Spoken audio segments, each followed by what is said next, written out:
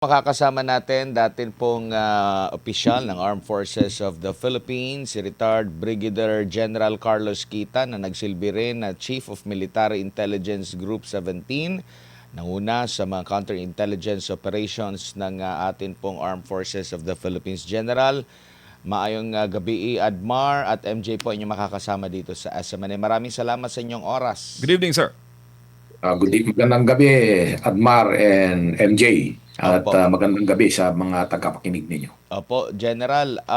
Ito bang confidential at intelligence funds ay halos magkakapareha lang? Termino lang ang pagkakaiba? Well, may difference naman siya, no? Kasi ang confidential fund sa unahin ko muna yung intelligence fund, no? Ang intelligence fund sa mga security forces ito. Like AFP, PNP, kasama na rin dyan yung NICA, no? Pero ang presidente merong confidential fund as well as intelligence fund, no?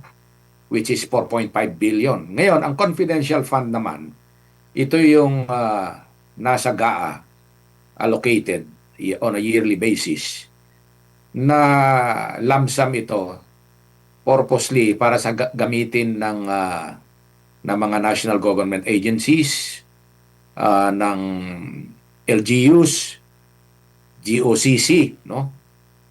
So, ang mga meron yan, example is, eto nga, yung si Presidente, Confidential and Intelligence Fund, meron siya, 4.5 billion. No? Ang Office of the Vice President naman ay meron noong 2022 hanggang 2023, I think, no? But thereafter, wala na. So, yun ang difference nila sa gamit, no? At saka hindi ginagamit ng mga civilian agencies, no? Itong sa government, yung intelligence na term. So, kaya ginawa nilang confidential fund. Although may similarity when it comes sa mga activities like surveillance activities na in line sa kanilang performance of their mandate and operation. Specifically, nakasaad doon yung pertaining to peace and order as well as national security. Opo, kung pagbabatayan po itong mga paliwanag, pahayag, mga sagot sa pagtatanong doon sa auditor po ng COA General. Ano po masasabi niyo po dito sa paggamit ng confidential fund ng pangalawang Pangulo? Masyado bang maaga para ma-conclude or mayroong nakaligtaan ukol dito? Ano po masasabi niyo po, General? Well, although wala kang specific na tinanong doon sa marami kasi, no? Napakinggan ko kanina, no? Although yung live, hindi ko napakinggan, pinakinggan ko kanina pagdating ko dito sa bahay. And may mga points na ni-raise yung auditor na yun. Na tama, meron din namang kailangang i-further verify pa, no? Like for example, yung mga sinabi naman niya na mga requirements sa paggamit ng confidential fund, nakasaad naman talaga yan sa joint circular ng COA, DBM, DND, and DILG, yung joint circular number 2015-01, no? Ito ay guidelines sa paggamit ng confidential fund and intelligence fund.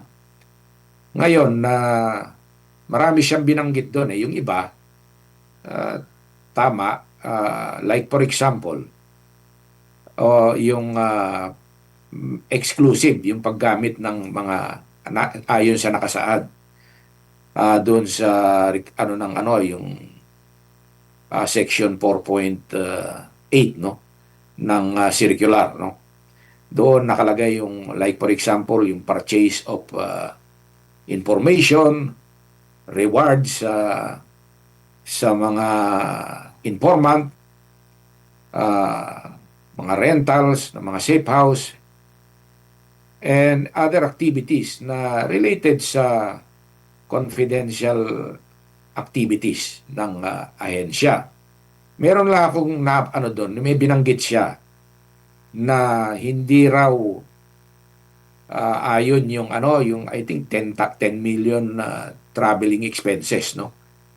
Masyadong yung niya, medyo myopic yung explanation niya na to kasi at ang merong sa 4.8.2 yung rental of transport vehicle related to confidential activities, no.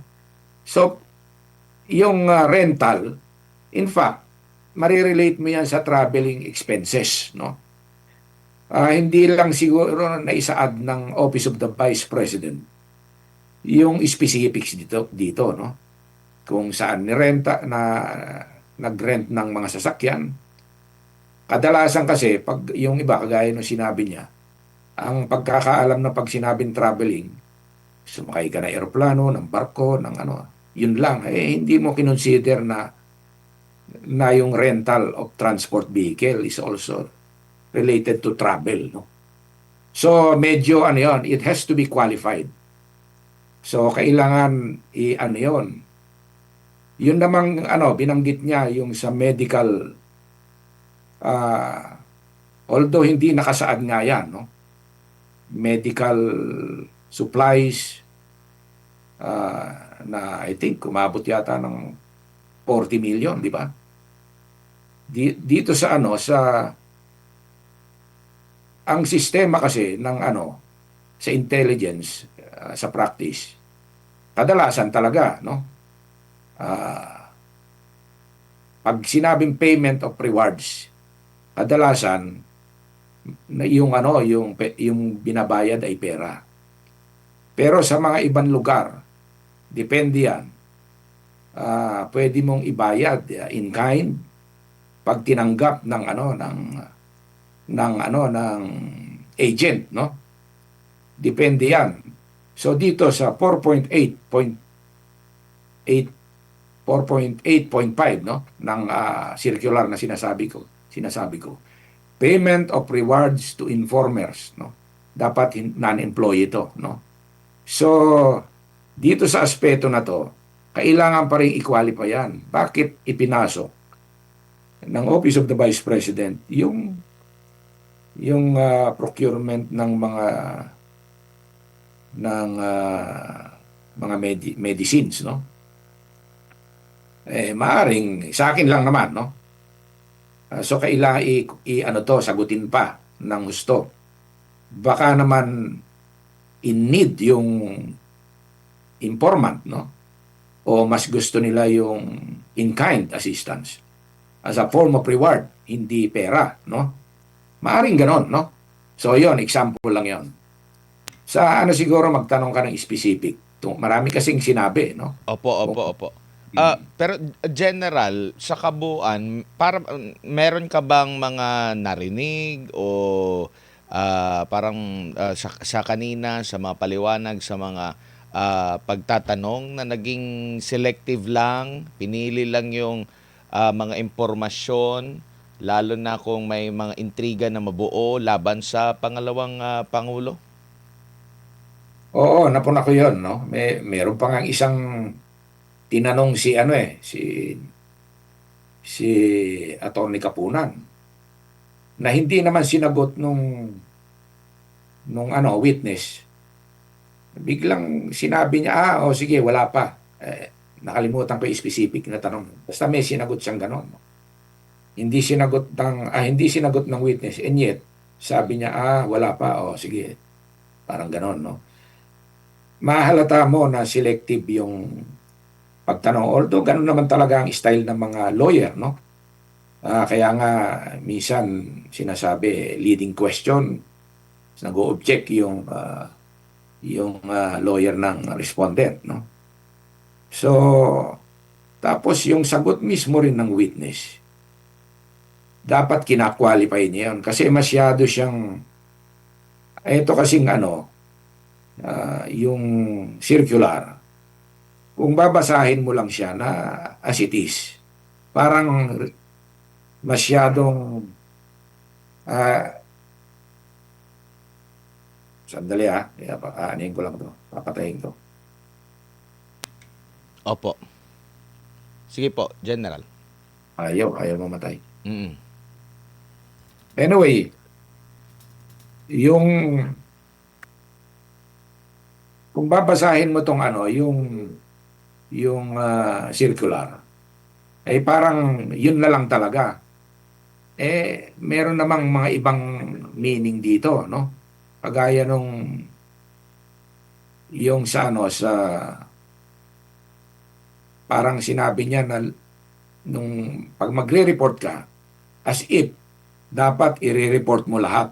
In fact, sa circular mismo may nakalagay diyan na yung mga confidential information hindi mo na kailangang ilagay sa report mo. Yung ano, yung sinasabi niya na physical and financial plan.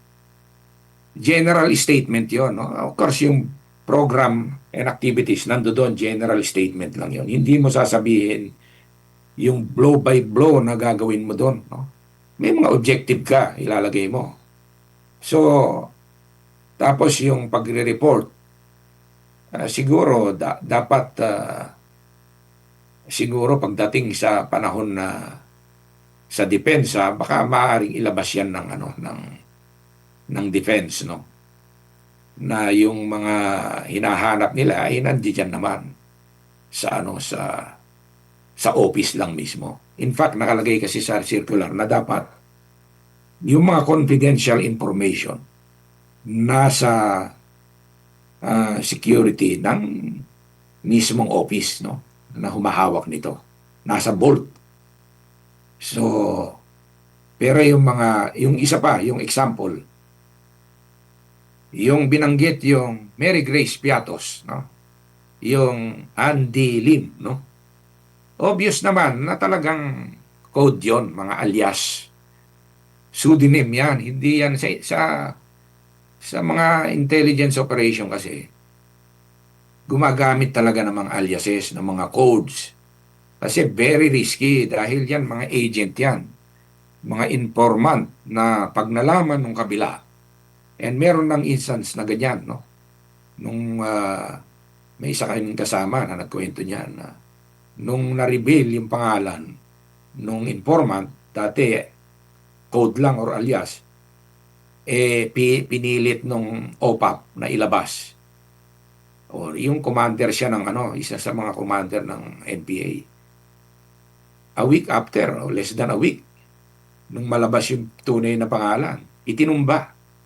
So, yun yung mga ano, yung Mary Grace Piatos, obvious na alias yan. At saka yung mga amount na na-receive nila. In fact, may mga agent na tumatanggap ng malalaking halaga. Maliliit pa nga yun eh, 70,000. Yung ano, kung ikaw ay halimbawa DPA, buhay ang nakataya dyan. May mga agent contract yan, no? Ginagawa. I'm sure merong tunay na tao yan. Kaya lang, yung alias lang talaga yan. Opo, so General, ibig sabihin, kahit sa ibang ahensya na meron pong CIF, hindi unusual yung paggamit ng mga code. Hindi unusual. Common yan. Very common na paggamit. Basta sa intelligence community. Of course, confidential pa itong pinag-usap. Pero sa practice, sa intelligence community, ay talagang, ako nga, nung nasa ISAP, meron akong code, meron din akong alias, no? Iba yung code sa akin na pag tinawag, halimbawa, yung iba, alam nila, yung code kadalasan, alam ng ano, halimbawa, si Jasper yan. Jasper, isang tao yon, isang officer. But hindi alam ng lahat yon, no? Meron ding pseudonym, no? Na pangalan na ginagamit para pagka nasa labas ka, yun ang ginagamit mo. Nung meron ako na-meet na sabi, sir, parang familiar ka. Ikaw ba binanggit niya yung yung code ko. Natawa ako eh. Oo, ako yan. Sabi, kasi ang pagkakilala niya sa akin, yung ibang pangalan. So hindi niya alam na General na Carlos Kita ako. Ang alam niya, all along, naging agent namin siya, ang tingin niya sa akin, halimbawa, Jose Guerrero, yun ang tingin niya sa akin. Although may pseudonym ako, hindi ko na lang sasabihin dito kung ano. Opo, opo. General, doon po sa pagkukwento ng COA auditor, napansin niyo po ba na parang nung tinanong siya doon sa mga nabanggit niyo po na mga obvious na mga code, like kagaya po sa Mary Grace Piatos, si Andy Lim, yung isa pang Piatos at iba pang mga. Napansin niyo po ba kanina na nung tinanong siya, kasi kahit siya tinanong kung meron ba siyang obligasyon or sila or parang nagkusa ba sila na i-verify ito, nabanggit naman niya na parang wala silang doon sa posisyon na mag-verify dito. Parang yun ba ay patunay na hindi talaga big deal sa kanila yung paggamit ng mga code? Ay hindi big deal yan, common yan. Kasi alam nila na ang sa intelligence, may mga operation, confidential operation, in the case of mga agencies, no? Ay talagang code. Kaya yun ang, ano niya, nung tinanong siya doon, yun ang sagot niya, obvious no? Ay hindi na namin, ano yan, kasi parang normal lang yan sa kanila. Opo, bago lang si partner MJ. Um Maituturing ba natin na itong paggamit ng CIF ay pag na pag nabulgar ito, no, magiging banta sa ating national security po, general. Pag nabusisi ito ng husto, malalaman kung paano talaga ito ginastos. Nakikita nyo po ba na may direktang epekto din ito sa gobyerno? Well, depende sa klase ng operation. Ang nakikita kong direct danger dyan, dun sa agent, no? Pagka kasi na-expose yung tunay na pangalan niya, and I cited an example nung sa OPAP, no? Ay namatay yung yung may code name na yon dahil na-reveal. Kaya pala pinilit na alamin ah, dahil gusto nilang malaman, itumba. Ayun nga, itinumba. Ang delikado dito yung mga agent, no? And sigurado, hindi papayag yung dyan. Kung ako ang ahensya, hindi ako papayag na i-reveal yan, no? Kasi delikado, no? So, mahirap yon isa publiko. In terms of national security, siguro kung hindi naman i-reveal yung details ng operation, no? Hindi naman siguro may endanger. Pero pagka ni-reveal mo yan, halimbawa, kasi ang isasite ko, example is yung sa intelligence community. Kasi ang confidential fund lang naman, ginaya lang yan sa intelligence, So, yung mga practices ng intelligence community, pinapractice din yan sa ng confidential operation, no? So, dapat hindi talaga i-reveal yung details ng operation. But meron yan, definitely, meron yan sa opisina. In our case, sa ISAP, no, nung nandun ako yung group commander ng counterintelligence. At that time, no, kami yung nag-burn out actually yung Oakwood, no. Kaya na-preempt sila, kaya umalis sila, yung move nila napaaga, no. Kami yung nag-expose niyan. And malalim na operation yan na may mga DPA kami. So anyway, delikado pag ni-reveal yung detalye. Pero kung mga general statement, kaya nga doon sa sinasabi na physical and financial plan na requirement na i-submit. Ano lang yon, program and activities, very general statement. Tas may objectives. Hindi siya yung detalyado na kagaya ng case operation plan kasi yung details niya nasa case operation plan. Yung iba gumagawa niya, no? Pero kung matagalan, ay talagang may case operation. Tapos may napuna lang ako. Yung sinabi nung witness na nagtataka raw siya bakit last quarter of 2022 tapos yung ibang acknowledgement receipt ay January, no? Although yung iba malayo na masyado, December, I don't know kung typographical yun. Pero nangyayari po yan, no? Kasi dapat maintindihan ng tao yung tinatawag na obligated funds at saka yung liquidated funds. Pag obligated, halimbawa yung fourth quarter, ano mo na yan, nai-allocate mo na. O ito, paggagamitan to, payment ito sa agent. Nag-ano na siya, on his own, gumamit na siya ng pera niya. Babayaran na. Kumbaga, committed na to. Itong pondo na to, committed na. Yun ang obligated, no? So, committed na siya.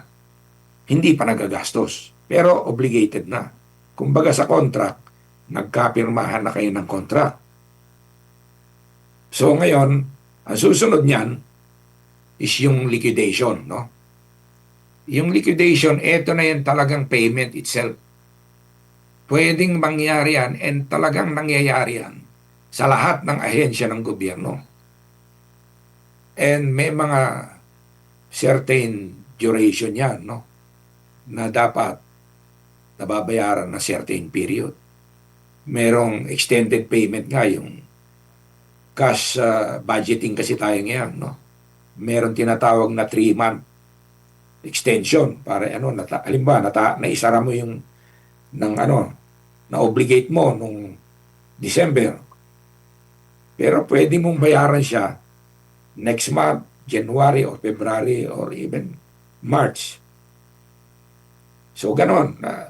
Pero yung pagkabanggit niya, para bang total violation na? Hindi po. Mali Opo. po yun. Opo, parang ang dating general. Magandang gabi sir, si MJ po ito. Parang may mali siya, no? Pero sir, Oo, normal yun sa ahensya. opo, yung issue kasi dito, ang gulo nila, general, yung 125 million ginastos daw in 11 days. Meron po akong incumbent governor. Nakaupo ngayon, general. May confidential funds din. Kanyang tanggapan. Mantakin mo, ang gastos niya sa confidential funds, mahina daw yung 50 million a day. Anong tingin mo dun, sir? Anong rango, niya? Position? Governor, sir. Governor. Gobernador ng probinsya. Grabe, no? Oo. Malaking probinsya ito, general. Dito po sa bansa. Ang sabihin ko na lang, yung question ng 11 days, no? Yung 11 days po. Sinasabi. Actually, if iti-trace natin, nirelease ng DBM yata yan ng 20, I don't know, basta ano yan inapprove na i-release muna ng Office of the President. I think December ba yan or November, Tapos nirelease ng DBM, no? So, yung paggamit niya actually a week after nung ma-release, which is normal sa mga ahensya. Pagdating kasi ng November, December, nagkukumahog na yung mga yan. So kumbaga, kung meron silang mga pondong remaining, pag hindi nila na-obligate, kumbaga na-commit, no? O hindi nila napirmahan yung kontrata na assuming yung kontrata 100 million. Pag hindi mo napirmahan yon, yari ka dahil hindi mo na dahil hanggang katapusan lang ng taon. Ang nangyari dyan is inobligate nila. Madali lang yan. Yung iba, 2 days nga lang 2 days, 3 days, 4 days. Normal po yan sa mga ahensya. Yung mga remaining funds nila. Opo. Ibabato ko sa iyo. Bakit nag-release ang Office of the President ng ganong kalaki? Kasi sila mismo, medyo na yun yun na yung period ng kailangan ma-obligate lahat pati sila may hirapan, no? Kaya ipinasa nila para mapabilis. So yung 11 days, inobligate lang yon.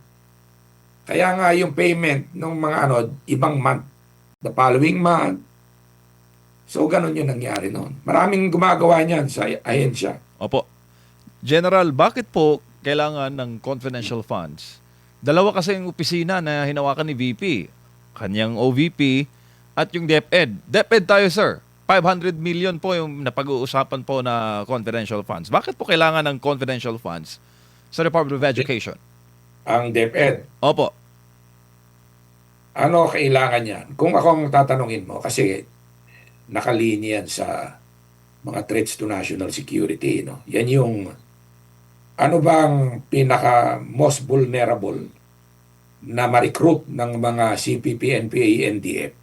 Itong mga kabataan. Actually, nagsisimula sila sa high school pa lang, no? Nire-recruit nila yan. Actually, sa ibang lugar, yung mga liblib, pati sa elementary, ino-indoctrinate na nila yan. So, elementary, high school, college, lalo na yung UP, naging haven na yan ng recruitment, no? Naging kasama na sa kanilang curriculum yung mga ginagawa nilang sinasabi na immersion. Actually, yung immersion na yon, naka-align yon sa test mission para sa papuntang maging NPA sila. So, kailangan ng DepEd ng confidential fund, no? Dahil doon, para ma-monitor nila yung mga marami nga dyan, mga professor pa mga teacher, NPA. Dapat yan talagang sinusurveillance yung mga yan at tinatanggal sa serbisyo. Marami yan kaya kailangan talagang alam yan, pati sa Commission on Higher Education, kailangan magkaroon din kung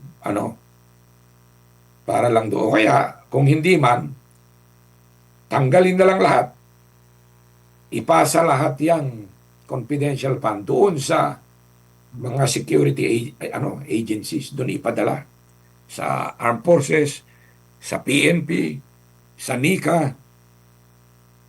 Ang presidente nga 4.5 billion. Minsan 4.56 billion. Itong taon na to 4.5 billion. 50% sa confidential fund, 50% sa intelligence fund. Pero ano yung mga nagagawa niya? Pag busisiin mo yan, sigurado walang maipapakita si President Marcos dyan. Yan ang mga dapat tinatanggal. Opo. General, huling tanong lang mula po sa aking panig. Bilang pong kayo po ay nagsilbi sa Intel Ops ng pamahalaan. Ito pong mga pagdinig sa Article 1 ng impeachment case laban kay VP Sara, itong misuse daw ng confidential funds, ito ba ay may epekto sa pagbili ng impormasyon ng gobyerno? Kasi pag confidential funds, impormasyon po binibili. Lalo na paggamit ng alias General. Araw-araw po ito na dinidinig o national television po, sir. Well, in a way, ang epekto niyan, yung siyempre, lalo na pagka pinilit nilang alamin kung sino ba yung tao na yan, na hindi dapat yun, no? Kasi delikado, magiging sa intelligence community, siyempre, pati yung willing agent, baka kakabahan na. Mamaya, i-reveal yung pangalan niya, di ba? So, maapektuhan yung mga ahensya, yung talagang nagtatrabaho sa intelligence. Kasi, imbis na makarecruit sila ng mga agent, good agents, mga informants, baka kumonti, no? And i-emphasize ko rin, sa pag-recruit kasi ng agent, iba-iba ang motivation niyan. Actually, ang pera is pangalawa lang yan eh, no? Sa greatest motivation, ang pinaka matinding motibasyon ng isang agent ay yung may sama ng loob.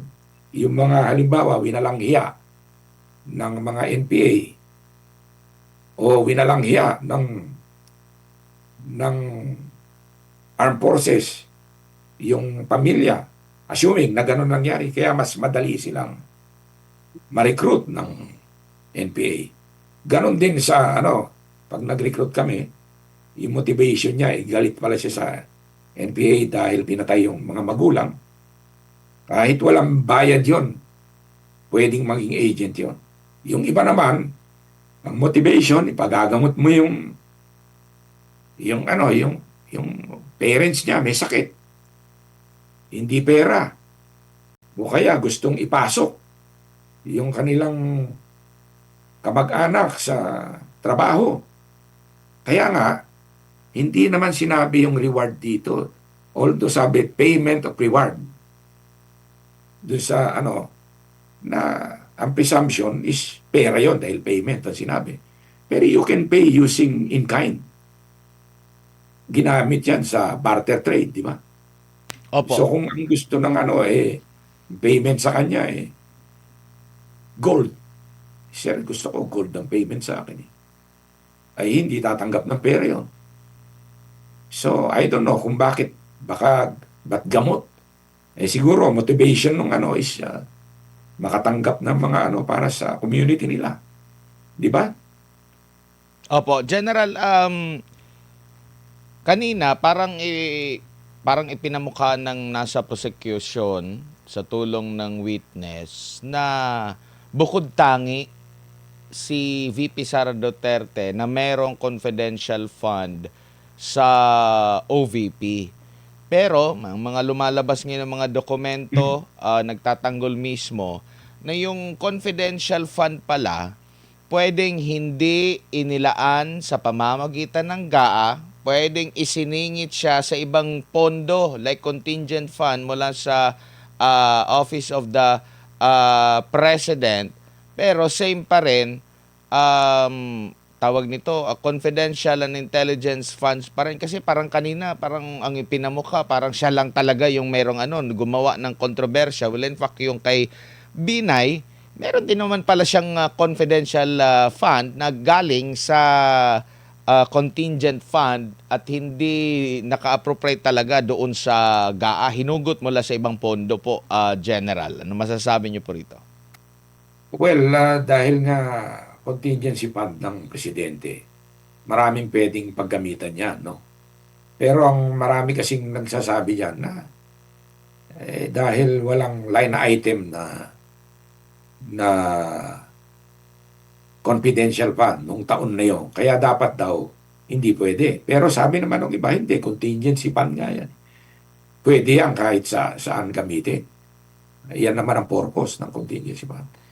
So, I don't know lang, legal na siguro makakasagot niyan dahil Opo. legal matter yan, no? Tsaka nabanggit din doon sa tanong saan ba ginamit yung lalo na doon sa DepEd yung CIF, no? Maraming hindi kasi parang in-establish nila na unusual kasi si BP Sara lang nung kalihim siya ng DepEd ang meron siyang CIF or itong confidential fund po. Pero doon po sa accomplishment report na kanilang ipinakita rin, inilatag, nandun nakaspecify po kung para saan yung confidential fund at nabanggit mo nga yung prevention of recruitment by NPA and other communist group. Ito?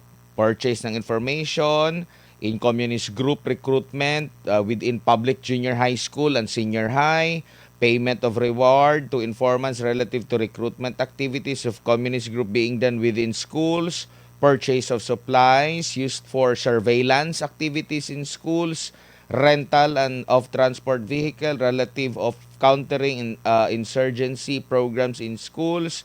Meron pang pagsasagawa ng surveillance sa 124 areas.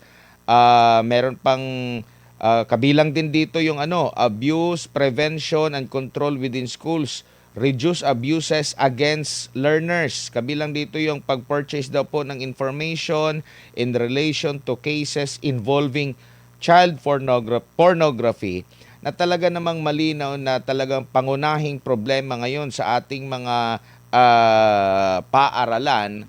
Kaya nangangailangan ng pondo. Ito, considering during that time, parang is kabilang din siya sa mga pinuno ng NTF-ELCAC General. Tama naman pala lahat eh. Although kanina, hindi kasi pinapakita yung, yung screen na sinasabi ng witness. Kaya hindi ko na yan, yung binanggit mo. No? Hindi ko na, saan mo nakuha ba yan? Doon pa rin po sa presentasyon. Pero bilang panghuli pa rin po, kumbaga kung ikukumpara natin ito din sa last week na pagdinig, alam niyo po yung mga salitang ginamit doon, yung unusual, gumagawa Yun, ng narinig ko intriga. yun. Gumagawa po sila ng intriga para lang siguro ma-justify na may ginawang mali ang pangalawang Pangulo. Siguro bilang panghuli na lang po, General, paano ba ang treatment, paano ba i-assess, paano ba himayin ito, paano ba dapat tanggapin, intindihin ng ating mga kababayan. Ito po mga naririnig natin dyan po sa impeachment para sa ganun na malaman talaga natin po yung katotohanan po, General. Well, yan kasi sa impeachment, no? Maganda na rin yan at nang para maidepensa ni Vice President Duterte yung kanyang side, no? And sa pagdinig natin na to, dapat maging tayo yung mapanuri, no?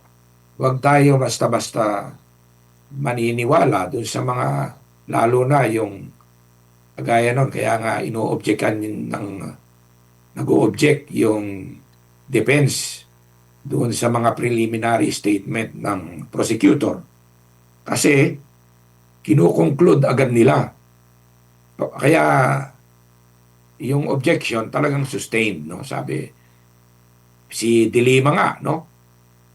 Pinatigil dahil mali naman talaga yung ginagawa niya. Violation yun. You cannot make any conclusion. Sa kanya, gumawa agad siya ng ng conclusion, hindi pa nga nagsasalita yung witness. Ang kailangan, ang witness talaga ang ating pakinggan. And pagka may narinig po tayo, mag-research din po tayo, no? Kasi kadalasan, lalo na pag witness, nag-review yan, pinag-aralan niya yung yung mga tanong dyan, ang linyada niyan talagang para ma-project na talagang nagkasala yung accused. So, but it doesn't mean na talagang nagkasala. Like yung paggamit ng word na unusual, although mukhang yung witness naman nun maganda nga clarify niya. Kasi ang gustong palabasin ng prosecutor nun, suspicious yung unusual. Binigyan ng tamang kahulugan din naman nung na malabas na yung unusual lang siya pero hindi siya illegal, hindi siya suspicious. So maging mapanuri tayo at wag tayo basta-bastang madala ng emosyon. Pakinggan din po natin ang depensa. And alam naman po natin ang talagang mas matinding nakawan na nangyayari. Ako, Opo. kung personally tatanungin nyo, of course, baka isipin nyo, bias ako, pero sa totoo lang, lumalabas na ginagawa lang nitong pandiflect sa true issue, yung widespread corruption sa flood control, pinatigil nila. Tagumpay yung gobyerno na to, na ang tawag nga sindikatong gobyerno. So, dapat ang mga pinag-uusapan, yan talagang nagpapalugmok sa ating pamahalaan, sa ating gobyerno. Yung mga tiwaling opisyal na klarong-klaro na, mga ghost project, ay hindi hinuhuli. Bagkos yung mga nagsasalita ang pinakukulong. So Opo. parang party lang tong impeachment. Sa tingin ko lang, no? Opo. I could be wrong, but yun ang pananaw ko. General, maraming salamat po sa inyong oras at panahon. Sa ulitin po, ingat po kayo. Thank you, sir. Thank you, MJ and Admar. Opo, nakasama po natin si Brigadier General Carlos Kita po, mga kapartner, retired general ng Armed Forces of the Philippines.